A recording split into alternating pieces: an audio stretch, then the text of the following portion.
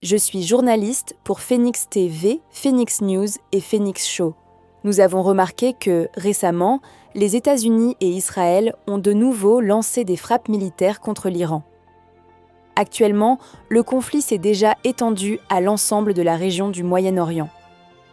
Quelle est la position de la Chine face à la situation actuelle et à l'évolution du conflit avec l'Iran? Merci.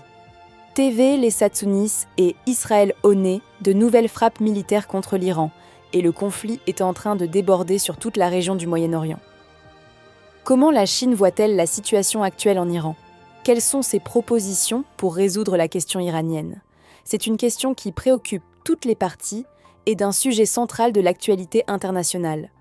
Adoptant une attitude objective et impartiale, la Chine a affirmé à plusieurs reprises sa position de principe, à savoir œuvrer à la cessation des hostilités. Une âge chinois dit « Les armes sont des instruments de malheur » et y recourir exige la plus grande prudence.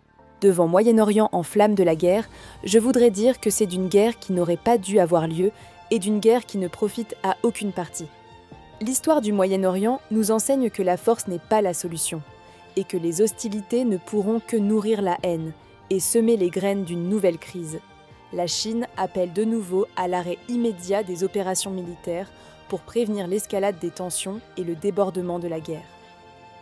La Chine estime que la bonne solution adéquate des questions liées à l'Iran et au Moyen-Orient doit poursuivre les principaux fondamentaux. Premièrement, respecter la souveraineté nationale. La souveraineté est la pierre angulaire de l'actuel ordre international.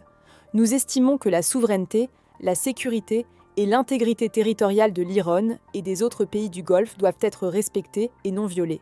Deuxièmement, combattre l'abus de la force. La force n'est pas synonyme de raison. Le monde ne doit pas être régné de nouveau par la loi de la jungle. Le recours arbitraire à la force n'est pas la preuve de la puissance et la population ne doit pas être sacrifiée par la guerre. Troisièmement, poursuivre la non-errance dans les affaires intérieures des peuples d'autrui. Les peuples du Moyen-Orient sont maîtres de cette région, et les affaires du Moyen-Orient doivent être décidées par les pays de la région en toute indépendance. Fomenter les révolutions de couleur et le changement de régime ne trouvera pas de soutien. Quatrièmement, résoudre les dossiers brûlants par voie politique.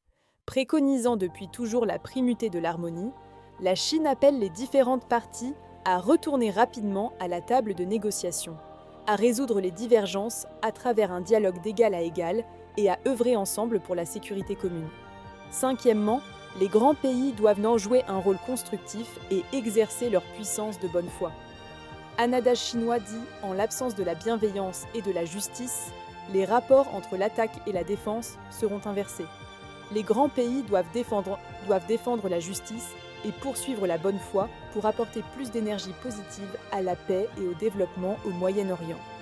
En tant qu'âme sincère et partenaire stratégique des pays du Moyen-Orient, la Chine souhaite travailler avec eux à mettre en œuvre l'initiative pour la sécurité mondiale afin de rendre l'ordre à la région, la tranquillité à ses peuples et la paix au monde. Merci.